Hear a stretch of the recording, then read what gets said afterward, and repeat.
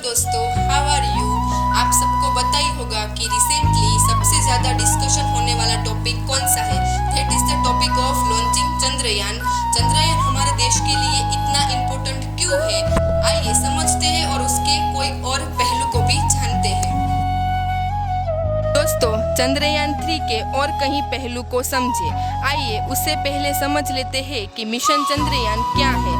दोस्तों, चंद्रयान इसरो का वो मिशन है जो मून के ऑब्जर्वेशन के लिए डेडिकेटेड है। साल 2008 में चंद्रयान 1 की शुरुआत की गई और लॉन्चिंग 22 अक्टूबर 2008 श्रीहरिकोटा के सतीश धवन स्पेस सेंटर से की गई थी। देखा जाए तो भारत ने उसकी सक्सेसफुल लैंडिंग की और वहीं वो मिशन बना जो पहली बार चांद पर पानी की खोज की। दोस्तों, मिशन चंद्रयान के कुछ फेजेस है, जैसे फेज 1 इसके चंद्रयान 1 के द्वारा छोड़े गए लूनर ऑर्बिटर की मदद से इसरो को मून के सरफेस की मैपिंग करने और कई तरह के एलिमेंट्स, मिनरल्स और बर्फ की खोज करने में मदद मिली। ऐसे चंद्रयान 1 अपने मिशन में सफल रहा और भारत चांद पर पहुंचने वाला चौथा देश बन गया।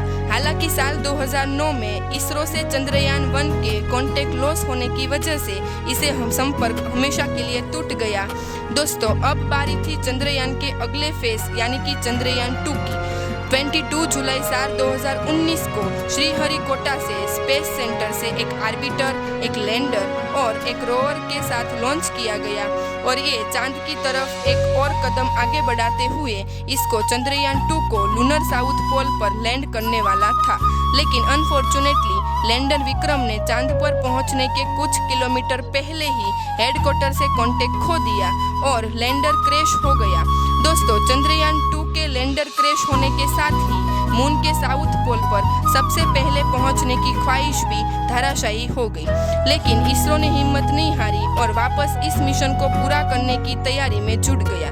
दोस्तों, मून पर अपने फेज 2 के मिशन को अचीव करने के लिए 4 साल के अंदर ही चंद्रयान तैयार कर लिया गया है और मिशन चंद्रयान के फेज 2 में मून के अंशुए पहलू साउथ पोल पर पहुंचना और चांद के एटमॉस्फेयर के लिए रिसर्च करना शामिल है। दोस्तों, बहुत जल्द ही जुलाई महीने में चंद्रयान 3 लॉन्च होने वाला है, जिसकी शुरुआत भारत और जापान ने मिलकर साल 2021 में की थी और इस मिशन को लूनर पोलर एक्सप्लोरेशन मिशन नाम दिया गया है।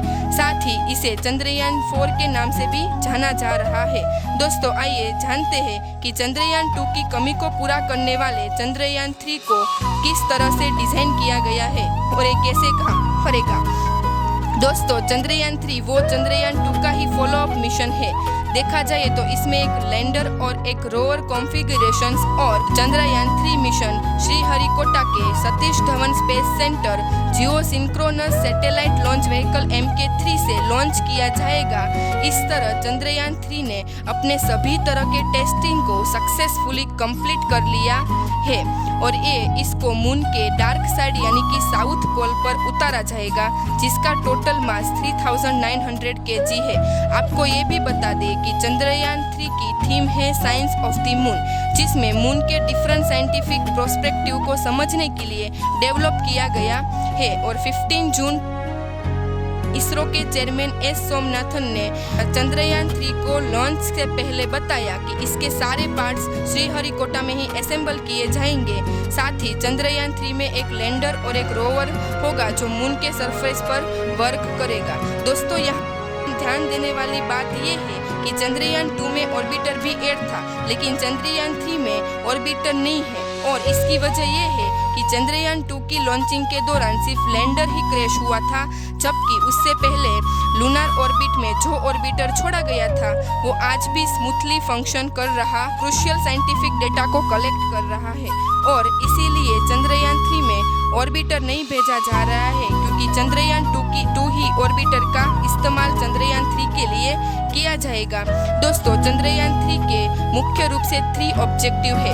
पहला है लूनर के सरफेस पर सेफ और सॉफ्ट लैंडिंग डेमोस्ट्रेशन और दूसरा है स्मूथली लैंडिंग होने का डेमोस्ट्रेशन और तीसरा है लूनर के साउथ पोल पर साइंटिफिक एक्सपेरिमेंट को कंडक्ट करना। दोस्तों, चंद्रयान 3 के लैंडर को इस तरह से डिजाइन किया गया है कि ये मून के स्पेसिफिक लोकेशन पर उतर सकता है और रोवर को डिप्लॉय भी कर सकता है। दोस्तों, और इसी तरह